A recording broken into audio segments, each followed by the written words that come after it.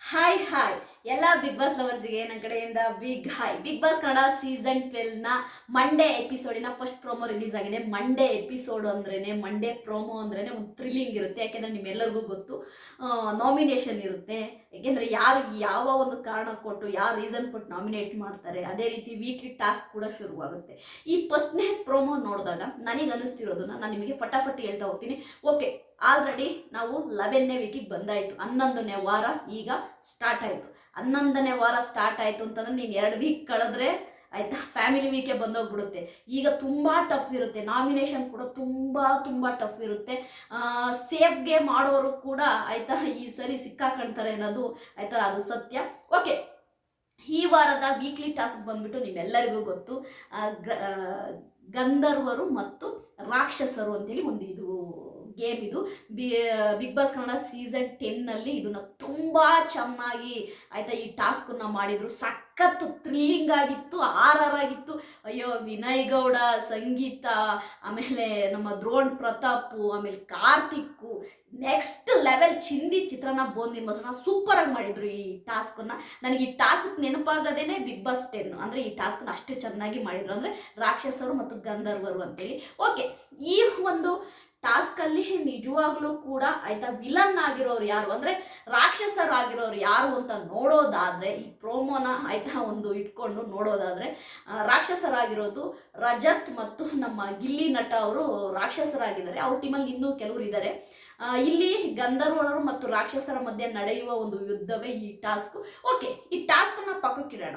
ಹಾಗಾದ್ರೆ ವಿಲನ್ ಒಬ್ರು ಎಂಟ್ರಿ ಆಗ್ತಿದೆ ಬಿಗ್ ಬಾಸ್ ಮನೆಗೆ ಅಂತೇಳಿ ಪ್ರೋಮೋ ಹಾಕಿದಾರಲ್ಲ, ಯಾರು ಆ ವಿಲನ್? ಬಿಗ್ ಬಾಸ್ ಮನೆಗೆ ಎಂಟ್ರಿ ಆಗ್ತಿರುವ ವಿಲನ್ ಯಾರು ಆಯ್ತಾ? ಸಮಥಿಂಗ್ ಗೆಸ್ ಮಾಡಿ ನೀವು ಆಯ್ತಾ. ಯಾರೋ ಒಬ್ರು ವಿಲನ್ ಬಿಗ್ ಬಾಸ್ ಮನೆಗೆ ಎಂಟ್ರಿ ಆಗ್ತಿದ್ದಾರೆ. ಅವರು ಕೂಡ ನಿಮಗೆ ಗೊತ್ತಿದ್ದವರೇ ಆಗಿರ್ತಾರೆ. ಯಾಕೆಂದ್ರೆ ಒಂದು ವೈಲ್ಡ್ ಕಾರ್ಡ್ ಎಂಟ್ರಿ ಬರುವ ಒಂದು ಸಾಧ್ಯತೆ ಇದೆ ಅಂತಲೂ ಕೂಡ ಹೇಳ್ತಿದ್ದಾರೆ. ಯಾಕೆ ಅಂತಂದರೆ ಈ ಸರಿ ಬಿಗ್ ಬಾಸ್ ಕನ್ನಡ ಸೀಸನ್ 12ಅಲ್ಲಿ ಆಯಿತಾ ವೈಲ್ಡ್ ಕಾರ್ಡ್ ಎಂಟ್ರಿ 2 ಟೈಮ್ ಬಂದಿದೆ. ಫಸ್ಟ್ ಟೈಮ್ ಬಂದಿದ್ದು ರಘು ಮತ್ತು ಸೂರಜ್ ಅವರು ವೈಲ್ಡ್ ಕಾರ್ಡ್ ಎಂಟ್ರಿಯಾಗಿ ಬಂದರು. ಮತ್ತು ಈಗ ಬಂದಿದ್ದು ರಜತ್ ಅವರು ಮತ್ತು ಯಾರು ನಮ್ಮ ಚೈತ್ರ ಕುಂದಾಪುರ ಅವರು ವೈಲ್ಡ್ ಕಾರ್ಡ್ ಎಂಟ್ರಿಯಾಗಿ ಬಂದರು. ಇನ್ನೂ ಒಬ್ಬರು ವೈಲ್ಡ್ ಕಾರ್ಡ್ ಎಂಟ್ರಿ ಬರ್ತಾರೆ ಅಂತ ಹೇಳ್ತಿದ್ದಾರೆ. ಇವತ್ತು ನೋಡಬೇಕು ಯಾರು ಆ ವಿಲನ್ನು ಅಂತ ಹೇಳ್ಬಿಟ್ಟು. ಓಕೆ, ನಾನು ಈಗಿರುವಂತಹ ಅಷ್ಟು ಕಂಟೆಸ್ಟೆಂಟ್ಗಳ ಬಗ್ಗೆ ಒಂದೊಂದೇ ಮಾತಲ್ಲಿ ಹೇಳ್ತಾ ಹೋಗ್ತೀನಿ. ಇರುವ ಕಂಟೆಸ್ಟೆಂಟ್ಗಳ ನೇಮ್ನು ನಿಮಗೆ ಹೇಳ್ಬಿಡ್ತೀನಿ ಬೇಗ. ಗಿಲ್ಲಿ ನಟ, ರಕ್ಷಿತಾ, ಕಾವ್ಯ, ರಘು ಅವರು, ಅಶ್ವಿನಿ ಗೌಡ, ಸೂರಜ್, ರಾಶಿಕಾ, ಸ್ಪಂದನ, ಸೋಮಣ್ಣ, ಅದೇ ರೀತಿ ನಮ್ಮ ಉತ್ತರ ಕರ್ನಾಟಕದ ಹುಡುಗ ಮಾಳು ಮತ್ತು ಧನುಷ್ ಗೌಡ ಆಯ್ತಾ, ಅದೇ ರೀತಿ ಧ್ರುವಂತ್. ಇಷ್ಟು ಜನ ಕಂಟೆಸ್ಟೆಂಟ್ಗಳು ಬಿಗ್ ಬಾಸ್ ಮನೆಯಲ್ಲಿದ್ದಾರೆ.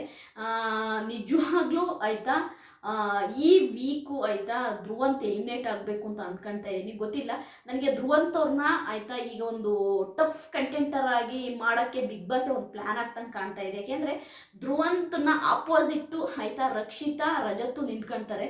ಅದು 100% ಸತ್ಯ. ರಕ್ಷಿತಾ, ರಜತ್ತು ಧ್ರುವಂತ್ನ ಆಪೋಸಿಟ್ ನಿಂತ್ಕೊಳ್ತಾರೆ. ಅವ್ರಿಗೆ ಟಕ್ಕರ್ ಕೊಡೋಕ್ಕಾಗಿ ಧ್ರುವಂತ್ ಅವ್ರನ್ನ ಬಿಗ್ ಬಾಸ್ ಮನೆ ಒಳಗಡೆ ಇಟ್ಕೊಂಡಿದ್ದಾರೆ ಅಂತ ಗೊತ್ತಾಗ್ತಿದೆ. ನಿನ್ನೆನೆ ನೀವು ನೋಡಿರ್ಬೋದು ಹಾವು ಏಣಿ ಆಟದಲ್ಲಿ ನಮ್ಮ ರಕ್ಷಿತಾ ಏನು ಧ್ರುವಂತ್ಗೆ ಹಾವು ಅಂತ ಕೊಟ್ಟು ಒಂದು ರೀಸನ್ ಕೊಡ್ತಾಳಲ್ಲ, ಸೇಮ್ ಧ್ರುವಂತ್ ಅದೇ. ಅದು ರಕ್ಷಿತನ್ಗೆ ಒಂದು ಕ್ಲಿಯಾರಿಟಿ ಇದೆ. ಬಿಗ್ ಬಾಸ್ ಮನೆಯಲ್ಲಿ ಯಾರನ್ನ ನಾನು ನಂಬಿದ್ರು ಧ್ರುವಂತ್ ನಂಬಲ್ಲ ಅಂತೇಳಿ ಅವಳು ತುಂಬ ಕ್ಲಿಯರ್ ಆಗಿದ್ದಾಳೆ ರಕ್ಷಿತಾ. ಹಾಗಾಗಿ ಧ್ರುವಂತು ಆಪೋಸಿಟ್ ಆಗೋದಂತೂ ಗ್ಯಾರಂಟಿ. ರಕ್ಷಿತಾ ಮತ್ತು ರಜತ್ನ ಆಪೋಸಿಟು ಧ್ರುವಂತ್ ನಿಲ್ತಾರೆ, ಇದೆಲ್ಲರಿಗೂ ಗೊತ್ತಿರೋ ವಿಷಯ.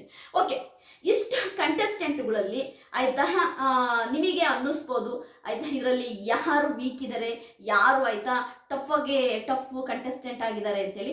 ಇಲ್ಲಿ ಟಫ್ ಅಂತ ಬಂದರೆ ನಿಮಗೆ ಕಾಣಿಸೋದೇ 5 ಜನ. ಎಲ್ಲರೂ ಕೂಡ ನಮ್ಮ ಉತ್ತರ ಕರ್ನಾಟಕದ ಹುಡುಗ ಮಾಳುನ ವೀಕ್ ಕಂಟೆಸ್ಟೆಂಟು ಇವತ್ತೋ ನಾಳೆ ನಾವು ಮನೆಗೆ ಹೋಗ್ತಾನೆ ಅಂತಿದ್ದೀರಾ. ದಯವಿಟ್ಟು ಅದನ್ನು ಮೈಂಡಿಂದ ತೆಗೆದಾಕಿ. ಮಾಳು ಆಯ್ತಾ ಸೆಮಿ ಫಿನಾಲೆ ತನಕನೂ ಇರುವ ಚಾನ್ಸಸ್ಸು ಮಾಳು ಇದೆ, ಫಿನಾಲೆಗೆ ಬರುವ ಚಾನ್ಸಸ್ಸು ಕೂಡ ಮಾಳೋಗಿದೆ. ಯಾಕೆಂದರೆ ಆನೆಸ್ಟಿ ನಿಯತ್ತಾಗಿ ಏನು ಮಾಡ್ತಾ ಇದ್ದೇನೆ, ಎಲ್ಲೂ ಕೂಡ ಬ್ಯಾಕ್ ಬಿಚ್ಚಿಂಗ್ ಇಲ್ಲ, ಎಲ್ಲೂ ಕೂಡ ಡ್ರಾಮಾ ಇಲ್ಲ. ಏನೋ ಬಿಗ್ ಬಾಸ್ ಮನೇಲಿ ಇದ್ದೀನಿ ನಾನೇನೋ ಮಾಡಬೇಕು ಆ ಥರ ಅಲ್ಲ ಮಾಳು. ಅವನೇನಿದ್ದಾನೆ ಅವ್ನು ರಿಯಾಲಿಟಿಯಾಗಿದ್ದಾನೆ. ಹಾಗಾಗಿ ಮಾಳು ಅಂತೂ ಸದ್ಯದಲ್ಲಿ ಹೋಗಲ್ಲ. ಯಾಕೆಂದರೆ ಮಾಳು ಫ್ಯಾಮಿಲಿ ರೋಡಲ್ಲಿ ಅವರ ಹೆಂಡತಿ ಮತ್ತು ಅವ್ರ ಮಕ್ಕಳು ಬಿಗ್ ಬಾಸ್ ಮನೆಗೆ ಬರಬೇಕು. ಅಲ್ಲಿ ತನಕನೂ ನಮ್ಮ ಮಾಳು ಇರಬೇಕು ಅನ್ನೋದು ನನ್ನ ಆಸೆ. ಓಕೆ, ಅದಾದಮೇಲೆ ರಕ್ಷಿತಾ ಮತ್ತು ಗಿಲ್ಲಿ ನಟನ ವಿಷಯಕ್ಕೆ ಬಂದರೆ ಅವರು ಟಾಪ್ 2 ಕಂಟೆಸ್ಟೆಂಟು, ಅದರಲ್ಲಿ ಯಾವುದೇ ಬದಲಾವಣೆ ಇಲ್ಲ. ರಕ್ಷಿತಾ ಮತ್ತು ಗಿಲ್ಲಿ ನಟ ಸುದೀಪ್ ಸರ್ ಅವರು ಹಿಡ್ಕೊಳ್ಳುವ 2 ಕೈಯಲ್ಲಿ ಅವರಿಬ್ಬರದು ಇರುತ್ತೆ. ಇದು 100% ನಿಮಗೆ ಬರ್ಕೊಡ್ತೀನಿ. ಓಕೆ, ಅಶ್ವಿನಿ ಗೌಡ ಗೌಡ ಟಾಪ್ 5 ಅಲ್ಲಿ ಇದ್ದೇ ಇರ್ತಾರೆ. ಕಾರಣಗಳು ಆಯ್ತಾ, ನಾನು ಒಂದು 2 ಹೇಳ್ಬಿಡ್ತೀನಿ. ಡೇ 1 ಅಶ್ವಿನಿ ಗೌಡ ಕೊಟ್ಟಂತ ಕಂಟೆಂಟು ಮತ್ತೆ ಅಶ್ವಿನಿ ಗೌಡ ಗೇಮ್ ಆಡಿರುವ ವಿಧಾನ, ಅಂದ್ರೆ ಬಿಗ್ ಬಾಸ್ ಮೆಟೀರಿಯಲ್, ಪಕ್ಕಾ Bigg Boss material Ashwini Gowda. ಅದು ರೈಟ್ ಅವ್ರ ನಂಗೆ ಗೊತ್ತಿಲ್ಲ. ಬಿಗ್ ಬಾಸ್ ಬೇಕಾಗಿರೋದೇನ್ರಿ TRP ದುಡ್ಡು, ಅಂದ್ರೆ ಬಿಗ್ ಬಾಸ್ ಒಳ್ಳೆ ಆಯ್ತಾ TRP ಕಲೆಕ್ಷನ್ ಮಾಡ್ಬೇಕು, ಅದಕ್ಕೆ ತಕ್ಕಂತೆ ಅಶ್ವಿನಿ ಗೌಡ ಗೇಮ್ ಮಾಡಿದ್ರೆ ಹಂಗಾಗಿ ಅವರು ಕೂಡ ಎಲಿಮಿನೇಟ್ ಆಗೋ ಚಾನ್ಸೇ ಇಲ್ಲ, ಫಿನಾಲೆ ತನಕ ಬರುವ ಚಾನ್ಸಸ್ ಇದೆ. ಓಕೆ, ಧ್ರುವಂತ್, ಕಾವ್ಯ, ಸ್ಪಂದನಾ, ಸೋಮಣ್ಣ, ಅದೇ ರೀತಿ ಧನುಷ್ ಗೌಡ, ಆಮೇಲೆ ಸೂರಜ್ಜು ಮತ್ತು ರಾಶಿಕಾ, ಇಷ್ಟು ಜನ ಆಯ್ತಾ, ನನಗನ್ಸೋ ಪ್ರಕಾರವಾಗಿ ಇನ್ನೂ ಕೂಡ ಇವ್ರ ಗೇಮು ಏನಿದೆ ಆಯ್ತಾ, ಇನ್ನೂ ಟಫ್ ಆಗಬೇಕು, ಇನ್ನೂ ಗೇಮ್ ಆಡಬೇಕು, ಗೇಮ್ ಕಡೆ ಗಮನ ಕೊಡಬೇಕು. ಸುದೀಪ್ ಸರ್ ಅವರೇ ಹೇಳಿದ್ದಾರೆ ಆಯ್ತಾ, ಸ್ಯಾಟರ್ಡೆ ಎಪಿಸೋಡಲ್ಲಿ ಹೇಳಿದ್ದಾರೆ, ಕಾವ್ಯ ನೀನು ಸುಮ್ಮನೆ ಆಯ್ತಾ ಗಿಲ್ಲಿ ಹತ್ರ ಹಿಂಗೆ ಹಿಡ್ಕೊಂಡಿದ್ರೆ ನೀವಿಬ್ರಲ್ಲಿ ಒಬ್ರು ಮನೆಗೆ ಹೋಗ್ತೀರಾ. ಅದೇ ರೀತಿ ಸೂರಜ್ಜು, ರಾಶಿಕಾ, ನೀವಿಬ್ರು ಗೇಮನ್ನ ಪಕ್ಕಕ್ಕಿಟ್ಟು ಸುಮ್ಮನೆ ಹಿಂಗೆ ಫ್ಲೋ ಅಲ್ಲಿ ಹೋಗ್ತಿದ್ರೆ ನಿಮ್ಮಿಬ್ರಲ್ಲಿ ಒಬ್ರು ಮನೆಗೆ ಹೋಗ್ತೀರ. ನಾನು ಅನ್ಕೊಂಡಂಗೆ ಕಾವ್ಯ ಇಲ್ಲ ಯಾರೋ ಅವನ ಹೆಸರೆಂತಪ್ಪ ಸೂರಜ್ಜು, ಇವರಿಬ್ರಲ್ಲಿ ಒಬ್ರು ಗ್ಯಾರಂಟಿ ಗೇಟ್ ಪಾಸ್ ತಗೊಂತಾರೆ. ಯಾಕೆಂದ್ರೆ ಆನೆಸ್ಟಾಗಿ ಗೇಮ್ ಆಡಲಿಲ್ಲ, ಸುಮ್ಮನೆ ಹಿಂಗೆ ಇದ್ರು ಅಂದರೆ ಖಂಡಿತವಾಗ್ಲೂ ಆಯ್ತಾ ಗೇಮನ್ನ ಇವರು ಕಂಟಿನ್ಯೂ ಮಾಡಲ್ಲ. ಓಕೆ, ರಾಶಿಕಾ ವಿಷಯಕ್ಕೆ ಬಂದರೆ ರಾಶಿಕಾ ಗೇಮ್ ಆಡ್ತಾಳೆ, ಬಟ್ ಸೂರಜ್ನ ಜೊತೆಗೆ ಸೇರಿದ್ಮೇಲೆ ಸ್ವಲ್ಪ ಎಲ್ಲೋ ಒಂದೇ ಕಡೆ ಹೋಗ್ತಾ ಇದ್ದಾಳೆ ಅಂತ ನನಗೆ ಅನಿಸ್ತಾ ಇದೆ. ನಿಜವಾಗ್ಲೂ ರಾಶಿಕಾ ಟಫ್ ಕಂಟೆಂಟರ್ ಆಗೋ ಸಾಧ್ಯತೆ ಇದೆ, ಯಾಕೆಂದ್ರೆ ಗೇಮ್ ಕಡೆ ಗಮನ ಕೊಡಬೇಕು. ರಾಶಿಕಾ ಹತ್ರ ಗೇಮ್ ಕಡೆ ಗಮನ ಕೊಡ್ತಾ ಇಲ್ಲ. ಅದೇ ರೀತಿ ಕಾವ್ಯಗೂ ನಾನು ಅದೇ ಹೇಳ್ತಾ ಇರೋದು, ಕಾವ್ಯನಿಗೂ ಓಕೆ ಗಿಲ್ಲಿ ಒಂದು ಪಕ್ಕ ಇರ್ತಾರೆ, ನೀನು ಗಿಲ್ಲಿನ ಬಿಟ್ಬಿಡು, ನೀನು ಗೇಮ್ ಮಾಡು, ನೀನು ಗೇಮ್ ಮಾಡಿದ್ರೆ ನಿನಗೂ ಒಂದು ಆಯ್ತಾ, ನೀವು ಬಂದಿರೋದೇನಕ್ಕೆ ಒಂದು ಕೆರಿಯರ್ನ ರೂಪಿಸ್ಕೊಳಕ್ಕೆ ಅಂತೇಳಿ, ಅದನ್ನು ರೂಪಿಸ್ಕೋಬೇಕು ಅಂತಂದ್ರೆ ನಿನ್ನನ್ನು ನೀನು ಪ್ರೊಜೆಕ್ಟ್ ಮಾಡ್ಕೋಬೇಕು ಅಂತೇಳಿ ನಾನು ಅಂದರೆ ಓನ್ ಆಗಿ ಅಂದರೆ ಇಂಡಿವಿಜುವಲ್ ಆಗಿ ಆಯ್ತಾ ಕಾವ್ಯ ತನ್ನನ್ನು ತಾನು ಆಯ್ತಾ ರೂಢಿಸ್ಕೋಬೇಕು ಗೇಮಲ್ಲಿ ಆಯ್ತಾ, ಅವರು ಕೂಡ ಇನ್ಕ್ಲೂಡ್ ಆಗಬೇಕು ಗೇಮಲ್ಲಿ, ಆವಾಗ ತಾವಿಗೂ ಒಂದು ಐಡೆಂಟಿಫೈ ಸಿಗುತ್ತೆ ಬಿಗ್ ಬಾಸ್ ಇಂದ ನಾನು ಅಂತೀನಿ. ಅದೇ ರೀತಿ Spandana Somanna big boss Kannada season 11 ಮೋಕ್ಷಿತನ್ ಥರ ಅಂತ ಹೇಳ್ತಾ ಇದ್ದಾರೆ. ದಯವಿಟ್ಟು ಸ್ಪಂದನಾ ಸೋಮಣ್ಣಗೂ ಮೋಕ್ಷಿತನಿಗೂ ಹೋಲಿಸ್ಲೇಬೇಡಿ ದಯವಿಟ್ಟು. ಯಾರ್ಯಾರು ಆಯ್ತಾ ಬಿಗ್ ಬಾಸ್ 11 ಮೋಕ್ಷಿತನ್ ಥರ ಸ್ಪಂದನಾ ಸೋಮಣ್ಣ ಅಂತಿದ್ರಲ್ಲ, ಸ್ಪಂದನಾ ಸೋಮಣ್ಣ ಬೇರೆ, ಮೋಕ್ಷಿತ ಬೇರೆ. ಮೋಕ್ಷಿತ ಸ್ಪಂದನಾ ಸೋಮಣ್ಣನ ಥರ ಕೂತ್ಕೊಂಡು ಅವ್ರ ಬಗ್ಗೆ ಆಯ್ತಾ ಈಗ ಮಾತಾಡಿದ್ದು ಬ್ಯಾಕ್ ಪಿಚಿಂಗ್ ಮಾಡೋದು ಅದೆಲ್ಲ ಮೋಕ್ಷಿತ ಯಾವತ್ತೂ ಮಾಡಿಲ್ಲ. ಅವ್ಳು ಹಿಂದ್ಗಡೆ ಮಾತಾಡಲಿ ಮುಂದ್ಗಡೆ ಮಾತಾಡಲಿ ಒಳ್ಳೇದೇ ಮಾತನಾಡೋಂಥ ಹುಡುಗಿ. ಮೋಕ್ಷಿತಿಗೂ ಸ್ಪಂದನಾ ಸೋಮಣ್ಣಗೂ ನೀವು ಜೊತೆ ಮಾಡಲೇಬೇಡಿ.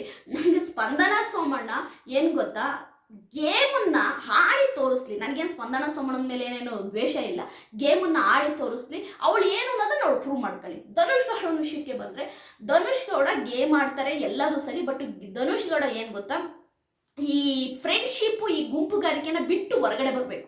ಹೊರಗಡೆ ಬಂದು ಈ ಕಾರ್ತಿಕ್ ಮತ್ತು ವಿನಯ್ ಗೌಡ ಗೇಮ್ ಆಡ್ತಿದ್ರಲ್ಲ, ಹಂಗೆ ಸಿಂಗಲ್ ಆಗಿ ಗೇಮ್ ಆಡಬೇಕು ಧನುಷ್ ಗೌಡ. ಆವಾಗ ಧನುಷ್ ಗೌಡನ ಗೇಮು ಕೂಡ ಒಂದು ನೆಕ್ಸ್ಟ್ ಲೆವೆಲಲ್ಲಿ ಇರುತ್ತೆ, ನನ್ನ ಅನಿಸಿಕೆ. ಇನ್ನು ರಘು ವಿಷಯಕ್ಕೆ ಬಂದರೆ, ರಘು ತುಂಬ ಸ್ಮಾರ್ಟಾಗಿ ಪ್ಲೇ ಮಾಡ್ತಿದ್ದೀರಾ, ತುಂಬ ಸ್ಮಾರ್ಟಾಗಿ ರಘು ಅವರು ತುಂಬ ಸ್ಮಾರ್ಟಾಗಿ ಪ್ಲೇ ಮಾಡ್ತಾ ಇದ್ದಾರೆ. ಯಾಕೆ ಅಂತಂದರೆ ಒಂದು ವೈಲ್ಡ್ ಕಾರ್ಡ್ ಎಂಟ್ರಿ ಫಿನಾಲೆಗೆ ಹೋಗುವ ಚಾನ್ಸು ತುಂಬ ಇದೆ. ಹಾಗಾಗಿ ರಘು ಫಿನಾಲೆಯಲ್ಲಿ ಇರೋಕ್ಕೋಸ್ಕರವಾಗಿ ತುಂಬ ಟ್ರೈ ಮಾಡ್ತಾ ಇದ್ದಾರೆ, ತುಂಬ ಸ್ಮಾರ್ಟಾಗಿ ಗೇಮ್ ಮಾಡ್ತಾ ಇದ್ದಾರೆ. ಗಿಲ್ಲಿ ವಿರುದ್ಧವಾಗಿ ರಘು ನಿಂತಿದ್ದಾರೆ. ಇದನ್ನ ಗಿಲ್ಲಿ ಫ್ಯಾನ್ಸ್ ಅರ್ಥ ಮಾಡ್ಕೋಬೇಕು. ದಯವಿಟ್ಟು ಗಿಲ್ಲಿ ಫ್ಯಾನ್ಸ್ ಯಾರು ರಘು ಓಟ್ ಹಾಕ್ಬೇಡಿ. ಯಾಕೆಂದರೆ ತುಂಬ ಚೆನ್ನಾಗಿ ಗಿಲ್ಲಿನ ಯೂಸ್ ಮಾಡ್ಕೊಂಡಂಥ ರಘು ಈಗ ಗಿಲ್ಲಿ ವಿರುದ್ಧನೇ ನಿಂತಿದ್ದಾರೆ ಅಂತ ನನಗೆ ಅನ್ನಿಸ್ತಾ ಇದೆ. ನನ್ನ ಒಂದು ಪಾಯಿಂಟ್ ಆಫ್ ವ್ಯೂ, ಮತ್ತು ನೀವು ಅದಕ್ಕೆ ಬೈಬೇಡಿ. ಓಕೆ ಆಯಿತಾ, ಆಯಿತಾ ಇವರು ಎಲ್ಲರ ಬಗ್ಗೆನೂ ನಾನು ಯಾಕೆ ಈಗ ಇಂಡಿವಿಜುವಲ್ ಆಗಿ ಹೇಳಿದೆ ಅಂತಂದರೆ, ಇವತ್ತಿನ ತುಂಬ ಟಫ್ ಆಗುತ್ತೆ ಆಯಿತಾ. ತುಂಬ ಟಫ್ ಆಗಲ್ಲ, ಗೇಮು ತುಂಬ ಟಫ್ ಆಗುತ್ತೆ. ನನಗೂ ಕೂಡ ಒಂಚೂರು ಇದಾಗ್ತಾ ಇದೆ, ಗೇಮ್ ತುಂಬ ಟಫ್ ಆಗುತ್ತೆ. ಯಾಕೆಂತಂದ್ರೆ 11ನೇ ವೀಕು ಆಯಿತಾ. ಇದು ಹೆಂಗಪ್ಪ ಅಂತಂದರೆ, ಇದೊಂದು 11ನೇ ವೀಕ್ ದಾಟ್ಬಿಟ್ರು ಅಂದರೆ ಫ್ಯಾಮಿಲಿ ರೌಂಡು. ಎಲ್ಲರೂ ಕಾಯೋದೆ ನಮ್ಮ ಫ್ಯಾಮಿಲಿ ಬಿಗ್ ಬಾಸ್ ಮನೆ ಒಳಗಡೆ ಬರಬೇಕು, ನಮ್ಮ ಫ್ಯಾಮಿಲಿ ಬಿಗ್ ಬಾಸ್ ಮನೆ ಒಳಗಡೆ ಬರಬೇಕು ಅಂತ ಎಲ್ಲರಿಗೂ ಒಂದು ಆಸೆ ಇರುತ್ತೆ. ನಾನು ಎಲ್ಲ ಕಂಟೆಸ್ಟೆಂಟ್ಗಳು ಫ್ಯಾಮಿಲಿ ಬಿಗ್ ಬಾಸ್ ಮನೆ ಒಳಗಡೆ ಬರಲಿ ಅಂತ ಆಶಿಸ್ತೀನಿ. ಯಾಕೆಂದರೆ ಪ್ರತಿಯೊಬ್ಬರು ಕನಸು ಅದು. ನಾನು ಎಲ್ಲರೂ ಬರಲಿ, ಸ್ಪಂದನಾ ಸೋಮಣ್ಣ ಅವರ ಪೇರೆಂಟ್ಸು ಬರಲಿ, ಕಾವ್ಯ ಅವರ ಪೇರೆಂಟ್ಸು ಬರಲಿ ಆಯಿತಾ, ರಕ್ಷಿತ್ ಅವ್ರ ಪೇರೆಂಟ್ಸ್ ಬರಲಿ, ಅದೇ ರೀತಿ ಗಿಲ್ಲಿ ನಟ ಅವ್ರ ಪೇರೆಂಟ್ಸ್ ಬರಲಿ, ಮಾಳು ಅವ್ರ ಪೇರೆಂಟ್ಸ್ ಬರಲಿ, ಅದೇ ರೀತಿ ಅಶ್ವಿನಿ ಗೌಡ ಅವ್ರ ಮಗ ಬರಲಿ, ಎಲ್ಲರೂ ಬರಲಿ. ನಾನು ಅದ್ರ ಬಗ್ಗೆ ನಾನು ಆಯಿತಾ ನಾನೇನು ಹೇಳ್ತೀನಿ, ನಾನು ಫ್ಯಾಮಿಲಿ ರೌಂಡ್ ಬಗ್ಗೆ ರಿವ್ಯೂ ಮಾಡುವಂತಹ ಮನಸ್ಥಿತಿ ನಂದಲ್ಲ. ಎಲ್ಲರ ಒಬ್ಬರು ಬರಬೇಕು ಅನ್ನೋದು ನನ್ನ ಆಸೆ. ಹಾಗಾಗಿ ದಯವಿಟ್ಟು ಟಫ್ ಇದೆ ಗೇಮ್ ಆಡಿ, ಎಲ್ಲ ಕಂಫರ್ಟ್ ಝೋನ್ ಬಿಟ್ಟು ಹೊರಗಡೆ ಬಂದು ಗೇಮ್ ಆಡಿ ಅಂತೀನಿ. ಈ ಪ್ರೋಮೋನ ಆಯ್ತಾ, ನಾನು ಯಾಕೆ ಈ ಪ್ರೋಮೋದ ಬಗ್ಗೆ ಇಷ್ಟೆಲ್ಲ ಡೀಟೇಲ್ ಆಗಿ ಹೇಳ್ತಾ ಇದ್ದೀನಿ ಅಂತಂದರೆ, ಈ ಗಂಧರ್ವರು ರಾಕ್ಷಸರು ಗೇಮು ಬಂತು ಅಂದ್ರೇ ಎಲ್ಲರ ಮನಸ್ಸು ಒಡೆದೋಯ್ತು ಅಂತಲೇ ಅರ್ಥ. ಈ ವೀಕ್ ಮುಗಿಯೋದ್ರೊಳಗೆ ಯಾರ್ಯಾರು ತಂಡವಾಳ ಆಗುತ್ತೆ, ಯಾರ್ಯಾರು ಫ್ರೆಂಡ್ಶಿಪ್ ಬಿಡ್ತಾರೆ, ಯಾರಿಂದ ದೂರ ಆಗ್ತಾರೆ ಅನ್ನೋದು ನಿಮಗೆ ಈ ವೀಕಲ್ಲಿ ಗೊತ್ತಾಗ್ಬಿಡುತ್ತೆ. ಯಾಕಂದರೆ ಪ್ರತಿ ಗಂಧರ್ವ ಮತ್ತು ರಾಕ್ಷಸರ ಟಾಸ್ಕಲ್ಲಿ ಆಗಿರುವಂತಹ ಬೆಳವಣಿಗೆಗಳು ನನಗೆ ಗೊತ್ತಿರೋದ್ರಿಂದ ನಾನು ನಿಮಗೆ ಹೇಳ್ತಾ ಇದ್ದೀನಿ. ಹಾಗಾಗಿ ಈ ವೀಕು ಎಲ್ಲ ಕಂಟೆಸ್ಟೆಂಟ್ ಫ್ಯಾನ್ಸ್ಗಳಿಗೂ ಒಂಥರ ಹೆಂಗೆ ಅಂದರೆ ಹಬ್ಬನೇ ಅಂತಲೇ ಅನ್ಬೋದು. ಎಲ್ಲರ ತಂಡವಾಳ ಆಗುತ್ತೆ. ಆಮೇಲೆ ಅದಲ್ಲದೆ ತುಂಬಾನೇ ಹಾರಾರು ಮತ್ತೆ ನೋಡೋದು ತುಂಬ ಎಂಟರ್ಟೈನ್ಮೆಂಟ್ ಆಗಿರುತ್ತೆ ಈ ಒಂದು ವೀಕ್ಲಿ ಟಾಸ್ಕ್. ನಾನಂತೂ ವೆಯ್ಟ್ ಮಾಡ್ತಿದ್ದೀನಿ. ಅದಲ್ಲದೆ ನಾನು ವೆಯ್ಟ್ ಮಾಡ್ತಿರೋದು ಏನು ಗೊತ್ತಾ, ಯಾರನ್ನ ನಾಮಿನೇಟ್ ಮಾಡ್ತಾರೆ, ಡೈರೆಕ್ಟ್ ಆಗಿ ಯಾರು ನಾಮಿನೇಟ್ ಮಾಡ್ತಾರೆ, ಇದೆಲ್ಲವನ್ನು ವೆಯ್ಟ್ ಮಾಡ್ತಾ ಇದ್ದೀನಿ. ವೆರಿ ಸೂನ್ ನೆಕ್ಸ್ಟ್ ಪ್ರೋಮೋ ಜೊತೆ ನಿಮ್ಮ ಮುಂದೆ ಬರ್ತೀನಿ. ನನ್ನ ಪ್ರೋಮೋ ವಿಡಿಯೋ ನಿಮಗೆ ಇಷ್ಟ ಆದರೆ ಲೈಕ್ ಮಾಡಿ, ಸಬ್ಸ್ಕ್ರೈಬ್ ಮಾಡಿ. ಬಾಯ್.